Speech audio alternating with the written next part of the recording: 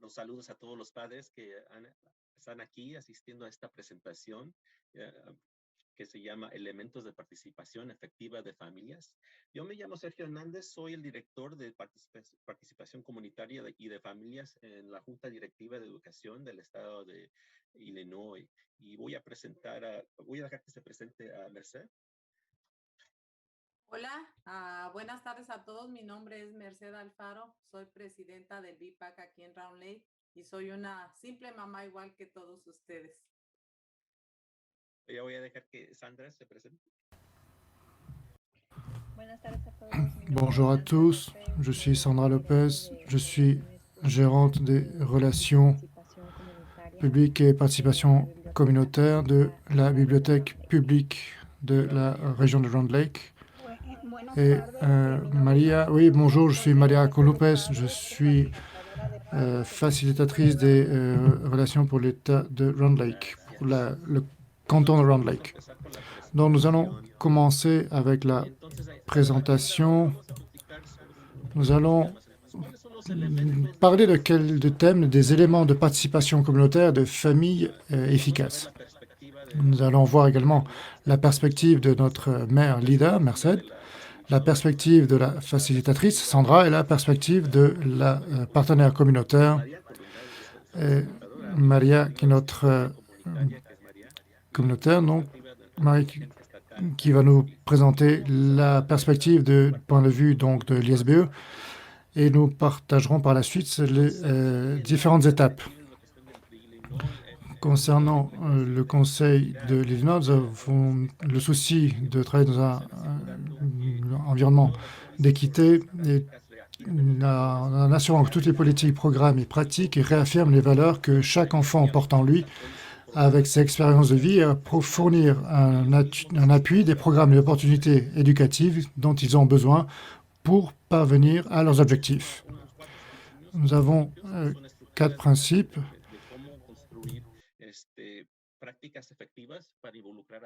pour construire donc ces pratiques efficaces pour éduquer les familles en résidence.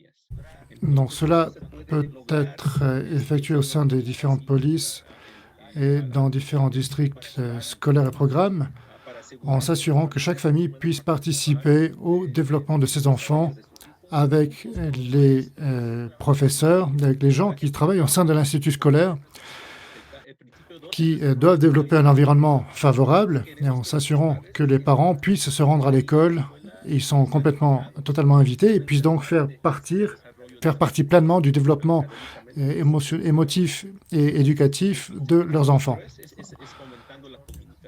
Donc nous voulons que les parents sachent comment les enfants se développent, mais nous devons également apprendre les ressources qui s'offrent pour aller de l'avant dans le système scolaire des États-Unis.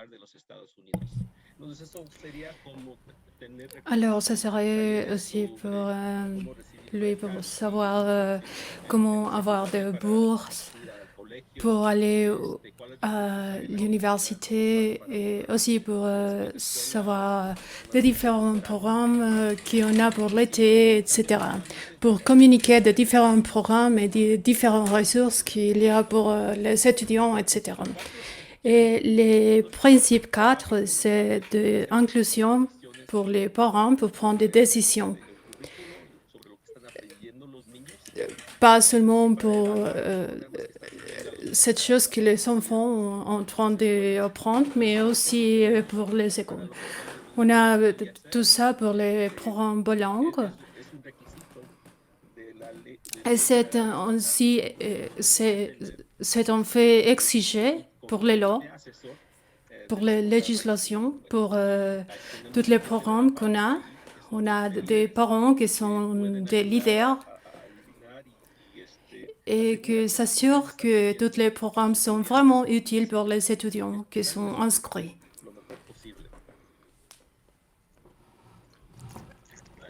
Donc, là, on utilise aussi l'analyse pour voir si notre programmes sont utiles et pour voir si notre propositions sont vraiment équitatif pour tout le monde. On ne va pas lire tout ça, mais ce sont simplement des questions qu'on se plante pour voir si on donne des propositions équitatives pour tous les étudiants dans les temps.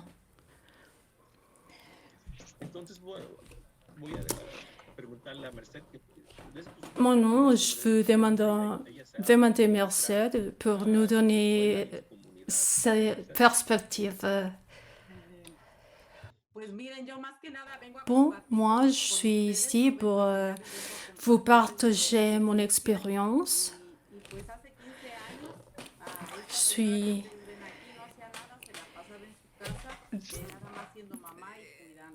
dédiée au des consents. Dès que mon enfant a commencé dans l'école, je ne savais pas même comment les systèmes fonctionnaient ici aux États-Unis. Et en fait, c'était lui qui m'a vraiment fait m'involucrer parce que je savais même pas comment c'était pour lui et il souffrait beaucoup.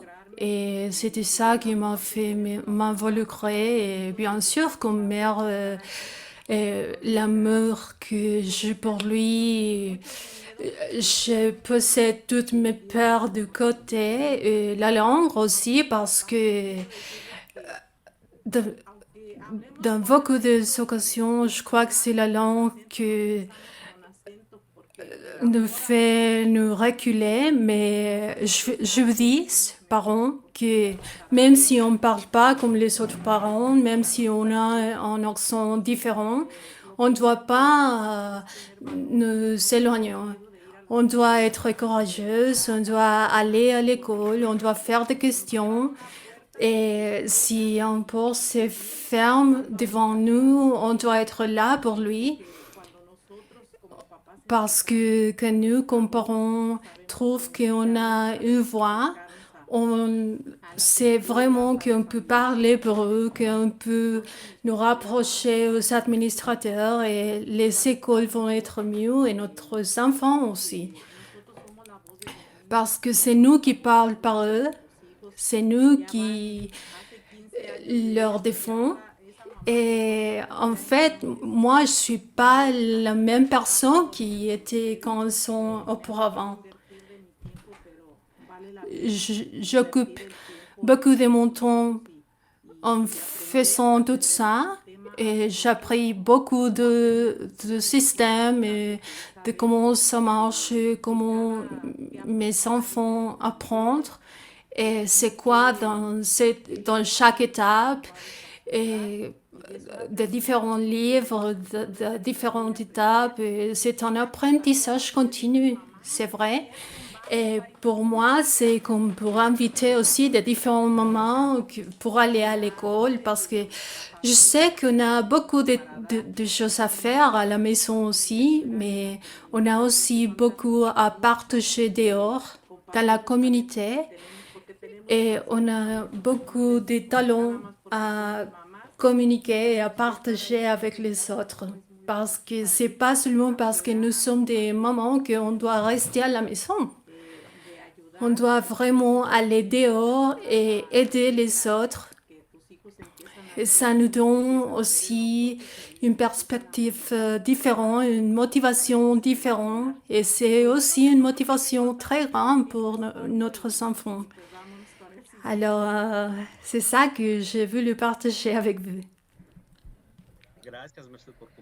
Merci, Merced, pour partager tout ça et comment tu as été involucré avec ton école et toute la communauté de Grand Lake. Après, on va continuer avec Maria, qui est facilitatrice de parents. Je voudrais commencer avec les buts qui étaient mis pour les parents.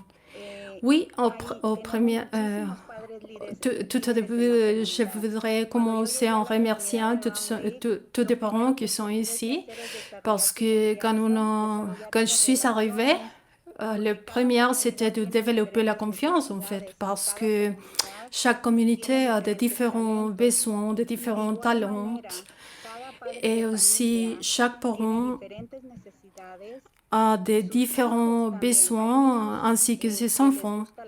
Il y a des enfants qui aiment bien la musique ou les sports. Et quand on commence à travailler ensemble avec ces parents qui sont des leaders aussi, les premières que je dis, c'était qu'on devait travailler ensemble. Parce que la première chose qu'ils ont dit, c'était qu'ils avaient besoin de programmes pour travailler tous ensemble parce qu'ils n'avaient pas de ressources pour faire des activités séparées. Ils avaient beaucoup de but pour ses enfants, mais pas trop de ressources. Et moi, je demandais, d'accord, et alors, c'est quoi le plus important pour vous et qu'est-ce que vous voulez que vos enfants apprennent? Parce que nous savons que votre enfants ont besoin de développer des différents styles, des différentes détresses, etc. Et par exemple, il y avait un enfant et son époux était le prof de sport et on avait commencé à former l'équipe avec une vraie communication. Et quand on a commencé à se communiquer en vrai et quand cette femme a commencé vraiment à trouver son voie, on a développé des différents programmes, aussi pour la santé mentale, aussi pour des différents programmes d'été. On a aussi développé un programme de santé mentale avec l'université. Et après, c'était la pandémie qui est arrivée et on avait beaucoup de problèmes et on a dû nous adapter de nouveau. Mais c'était tout simplement comme ça, savoir c'était quoi qu'on a vraiment voulu et comment le faire tout ensemble. Merci beaucoup Maria pour partager ton perspective. Alors on va continuer avec Sandra. Elle va partager comment ça se déroule avec des partenaires de la communauté et comment elle travaille avec de Round Lake et avec les parents. Oui, je voudrais commencer en partageant une phrase de Helen Keller qui dit que par nous-mêmes, on peut faire pas beaucoup, mais ensemble, on peut tout faire. Alors, la communauté et la bibliothèque travaillent ensemble parce qu'on sait que si on le fait, on peut vraiment améliorer pas seulement la relation, mais aussi la participation des résidents de la communauté, des parents et aussi des personnes qui sont isolées. Si on les utilise aussi dans de différentes actions.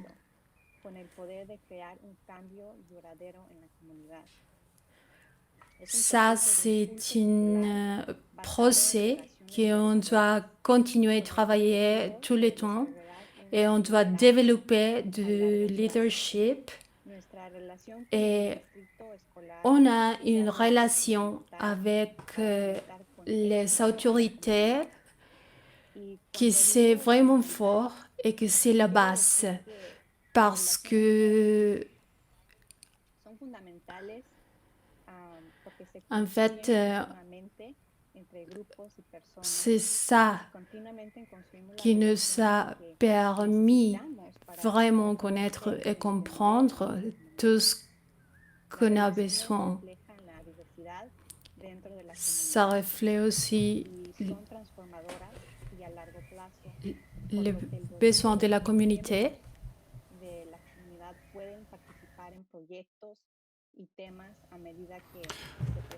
Au fur et à mesure que les thèmes se présentent, nous pouvons tout à fait participer au sein de la communauté. Par exemple, en 2019, la communauté de Brown Lake a été affectée par des inondations particulièrement importantes où l'école et les bibliothèques scolaires ont été touchées et ont été endommagées donc, par le dégât des eaux. Afin d'aider et de restaurer les collections des bibliothèques scolaires, eh bien, la bibliothèque de Brown Lake a émis un communiqué de presse appelant aux dons au sein de la communauté. Et le résultat de ce communiqué de presse a entraîné des centaines de dons de livres à un point où la bibliothèque eh bien, était saturée, n'avait plus du tout d'espace pour entreposer tout le matériel qui avait été donné. Par la suite, nous avons dû faire face à un autre défi qui était, eh bien, comment allions-nous continuer à entreposer et à recevoir tout le matériel et qui allait pouvoir nous aider justement pour ranger et ordonner tout et classer tout ce matériel et de façon opportune.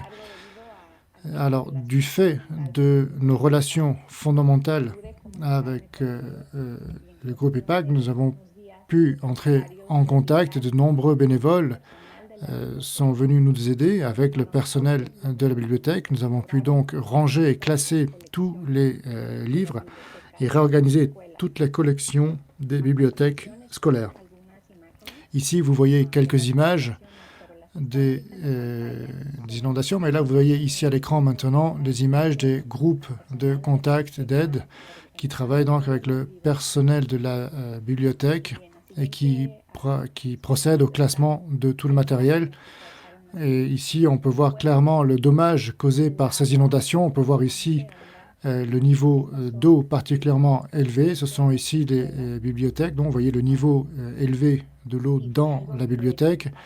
Et ça a vraiment eu un grand impact au sein de la communauté. Mais malgré tout, nous avons pu unir nos forces et travailler ensemble pour résoudre le problème et restaurer ces collections de livres. C'est la raison pour laquelle les relations se construisent donc non seulement avec des leaders actuels, mais aussi avec des personnes qui ont l'intérêt et le potentiel pour être des leaders. C'est par le biais de notre association que nous avons pu former et autonomiser les parents grâce au matériel nécessaire permettant l'intégration et le développement de la confiance en soi pour justement participer activement au sein de la communauté.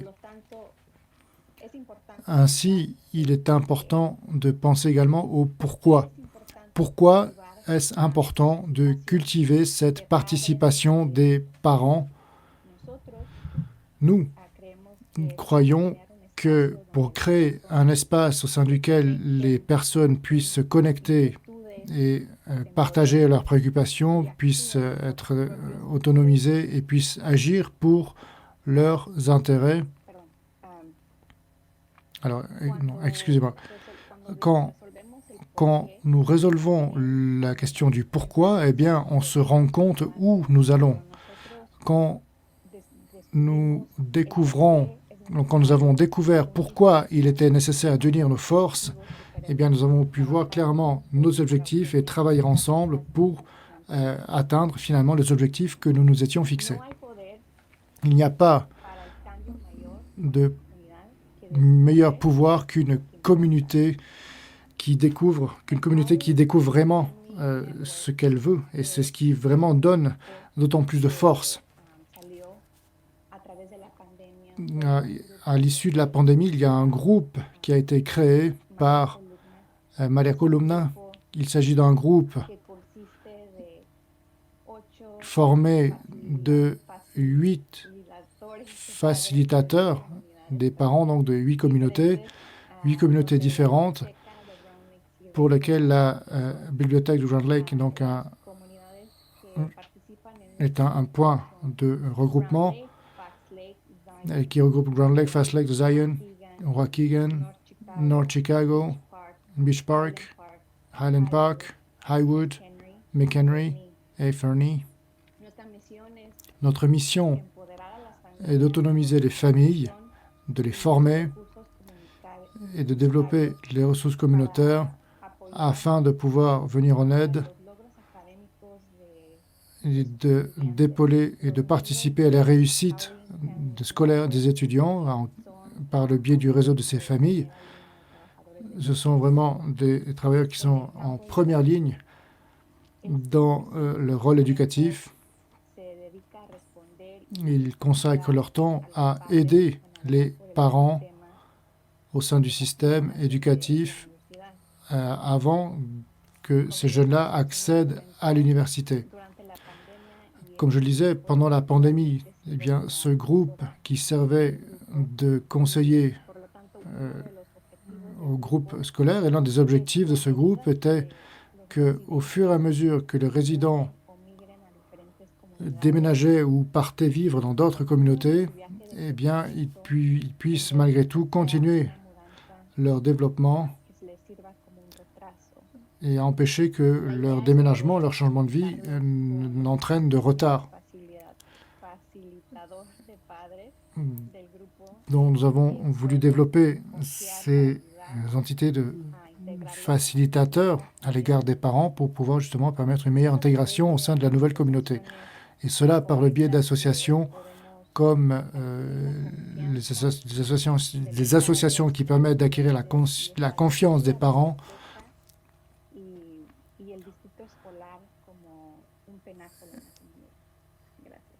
Je vous remercie. Merci beaucoup, Sandra, d'avoir partagé cette perspective. Nous allons poursuivre ici avec la présentation. Donc, concernant la perspective de notre Conseil d'État en matière d'éducation, comme nous essayons d'être ici pour aider et promouvoir les meilleures pratiques, comme cela a été fait avec les écoles de Ground Lake, avec les espaces communautaires au sein desquels nous travaillons, avec les parents de famille, nous essayons de récupérer, de collecter toutes ces bonnes pratiques et essayer donc d'aider les différents districts scolaires afin d'éduquer justement sur ces bonnes pratiques. Et nous voulons promouvoir et proposer différents programmes afin de pouvoir souligner les pratiques les plus efficaces. Nous allons construire au bénéfice de la communauté, construire des environnements qui permettent de créer un dialogue et incorporer une équité par le biais de politiques, de programmes et de meilleures pratiques efficaces. Donc, nos participants ici connaissent les différents besoins de la communauté et toutes les familles ont différents besoins, mais ont également le talent et le leadership. Ils ont juste besoin d'un petit coup de pouce pour pouvoir le concrétiser. Et cela, c'est vraiment ce que nous voulons réussir à faire, c'est développer finalement ces bonnes pratiques efficaces et promouvoir le leadership des parents au sein de nos communautés et de nos écoles. Donc, je veux partager ici quelques ressources que nous avons pour les écoles et les programmes au niveau de l'État pour développer les bonnes pratiques. Nous avons donc un guide qui s'appelle donc le cadre d'engagement des familles de l'ISBE. Nous avons également un site Internet. Nous avons différentes ressources pour les parents et pour les districts scolaires et les administrateurs scolaires. Ici, comme vous pouvez le voir, ici c'est en anglais, mais on peut le traduire, avoir la version en espagnol et dans différentes langues. Nous allons le mettre en espagnol ici.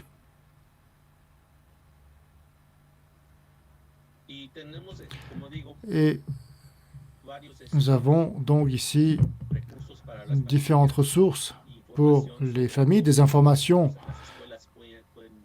concernant la manière par laquelle les familles peuvent s'impliquer au sein des écoles, les différents programmes qui permettent d'aider les familles et les membres des familles qui travaillent au sein des écoles directement, et des ressources ici pour les familles et la communauté en général. Donc ici, on peut voir, nous avons commencé à construire toutes ces ressources-là en utilisant les données récupérées et collectées. Et nous avons des réunions au niveau des États et pour pouvoir répondre aux questions éventuelles et aux besoins présentés, exposés. Et ici,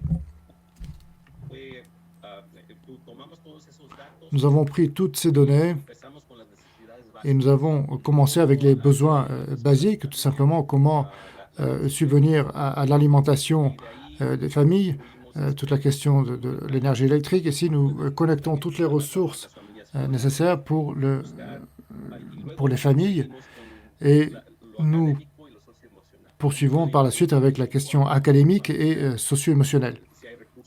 Donc, s'il y a des ressources pour aider ces familles concernant leurs problèmes émotionnels et communautaires et sociaux, eh bien, nous travaillons avec les familles. Nous leur montrons comment accéder aux services de la première enfance, comment accéder donc aux écoles maternelles avec les différents programmes développés par les écoles avec leurs enfants. Donc, nous récupérons toutes ces informations à l'égard des familles et des communautés. Et cela nous sert également à présenter les différentes bourses qui sont possibles. Nous avons une liste des différents comités au niveau de l'État, différentes agences au niveau de l'État qui viennent en aide aux familles également.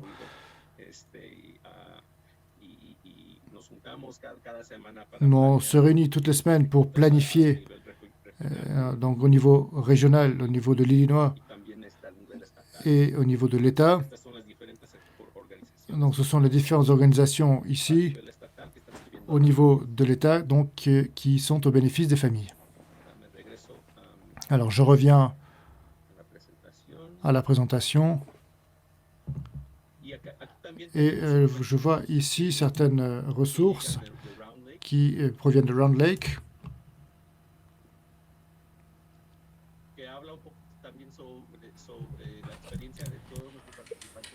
Et ça parle aussi un peu de l'expérience de notre différents participants. Et ça raconte l'histoire de cette communauté et aussi l'histoire de leaders dans cette communauté.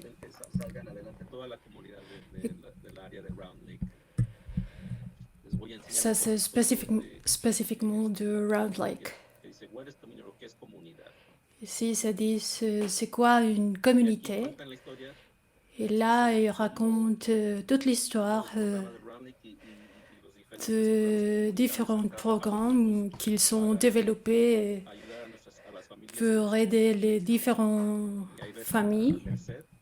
Là, on peut voir Merced, de différentes vidéos, on peut voir Sandra, Maria, de différentes personnes de la communauté qui ont fait partie de travail pour travailler tous ensemble dans la communauté pour améliorer en général et aussi pour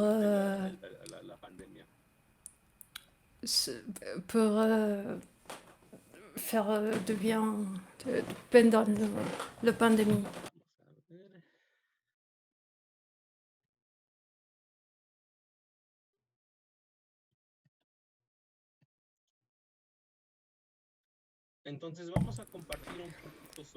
Donc, on va aussi partager un petit peu de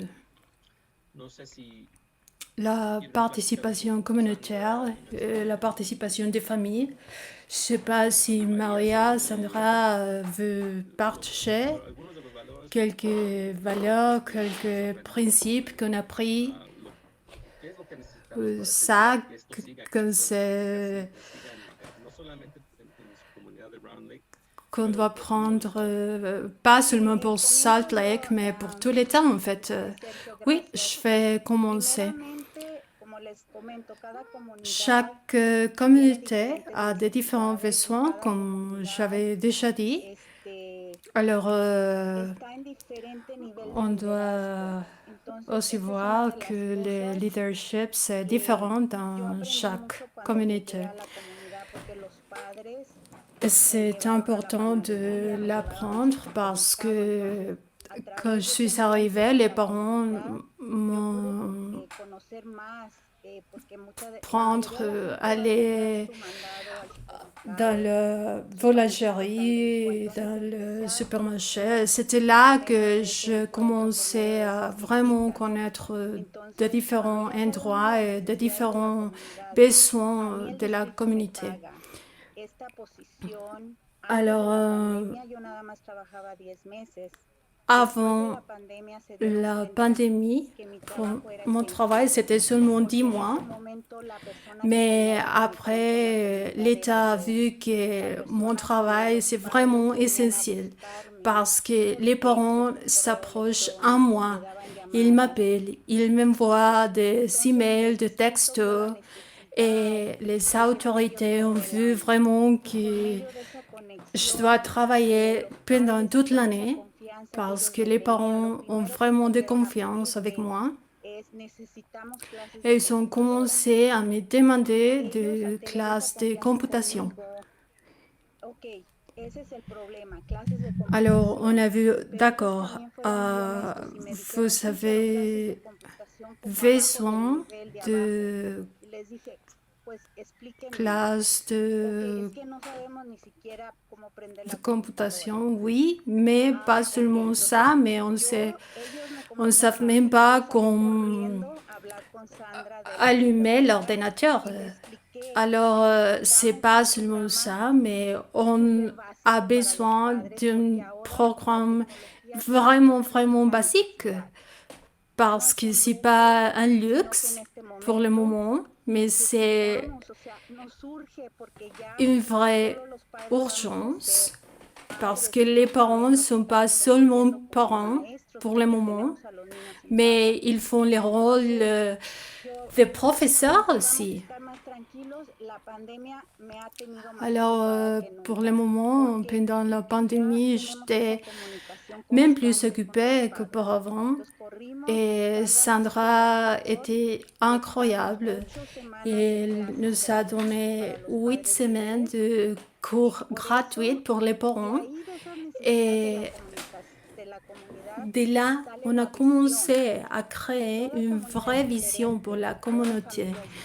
Et on doit vraiment penser que chaque communauté, chaque enfant, tout le monde est différent et tout le monde continue à évoluer parce que les enfants vont pas rester avec 8 ans, ils vont se développer et on commence avec une vision, mais ça doit se développer aussi. Et les parents continuent avec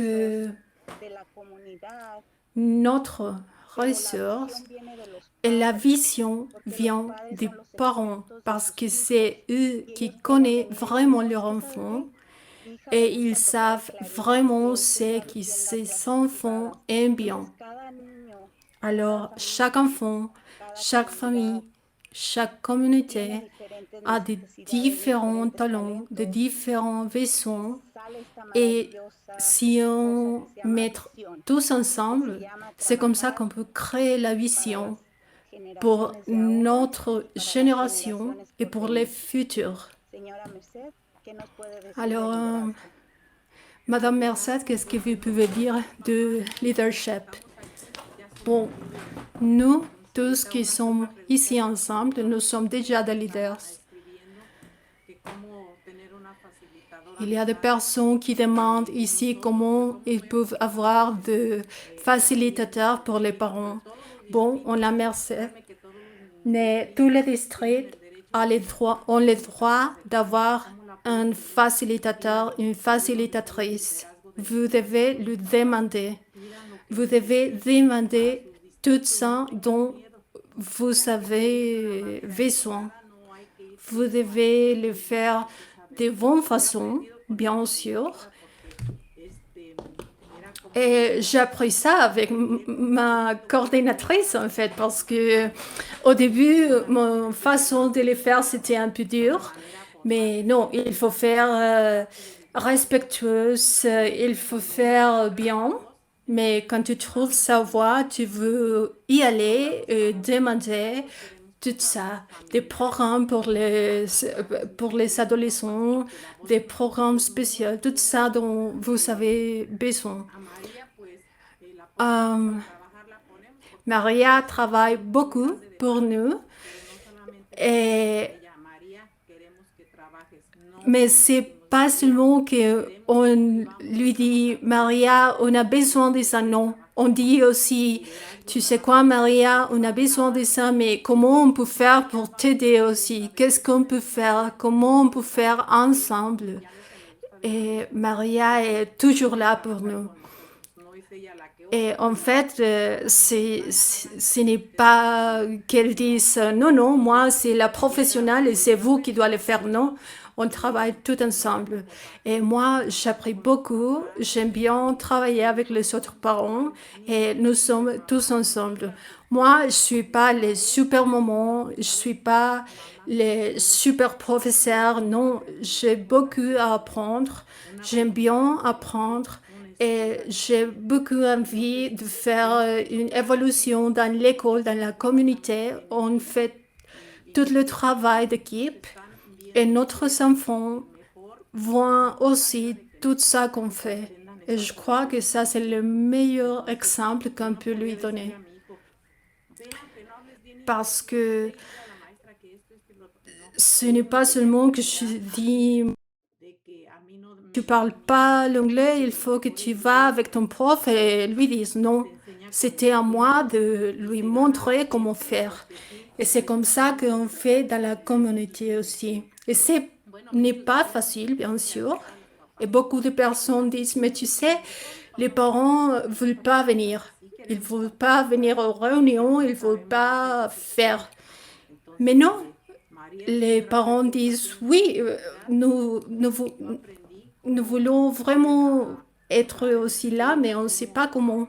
Et Maria fait très bien dans cette partie parce qu'elle a fait une très grande différence à l'école, avec les districts aussi, avec les administrateurs aussi, et en général dans la communauté, dans le business, dans la bibliothèque, le travail qu'on fait avec des différentes organisations, dans la police.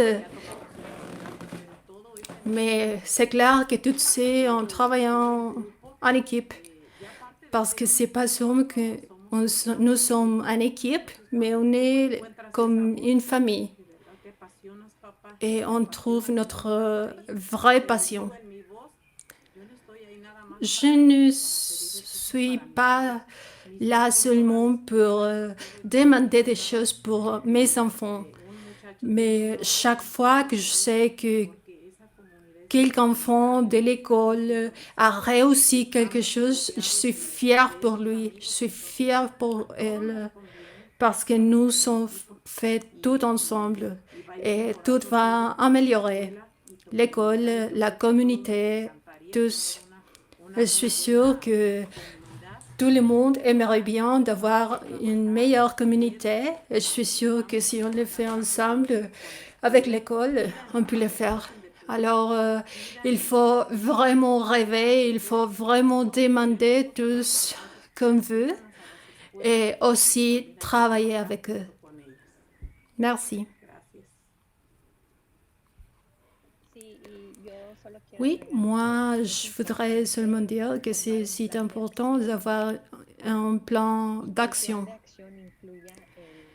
et aussi écouter avec une intention de développer la confiance, que c'est une chose qu'on a déjà vu beaucoup de fois, parce qu'on doit développer des relations et des confiances dans la communauté, aussi faire des investissements Et bien sûr, de s'adapter, d'être flexible. Et pour faire ce plan, c'est aussi important de réfléchir. Et on le fait beaucoup, en fait, parce que comme partenaire, on réfléchit beaucoup pour vraiment répondre et pour incorporer les idées, les talents et les défis qu'on trouve.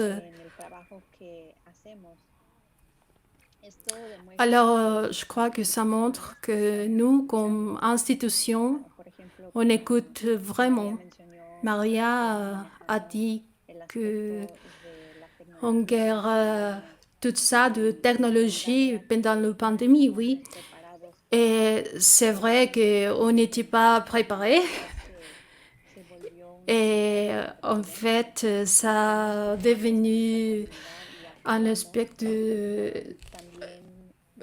Oui, c'était nécessaire pour survivre. Et du COVID, tous les chiffres ont commencé à augmenter. Et on n'avait pas de matériel de protection pour les enfants.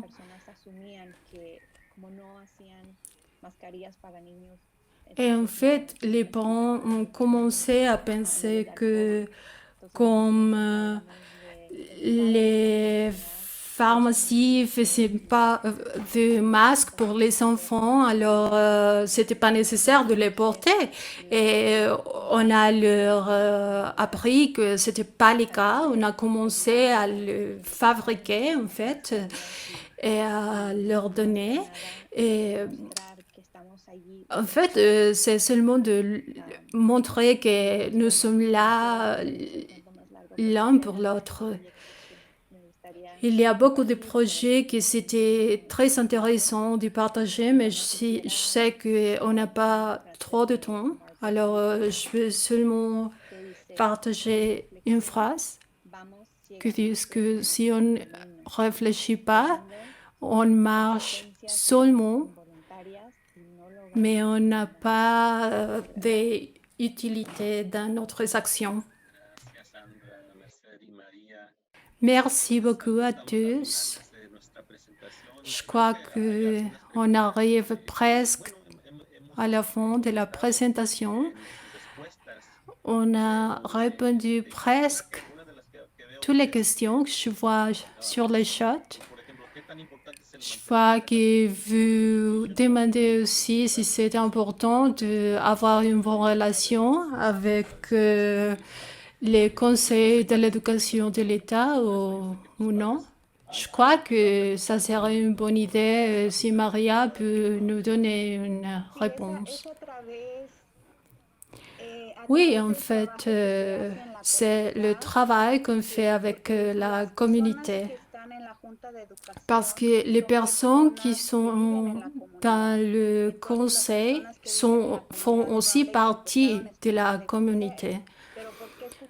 En fait, ils ont commencé à écouter des conseils parce que on a déjà commencé à travailler dans la communauté avec tous les livres. C'était avec 5000 livres.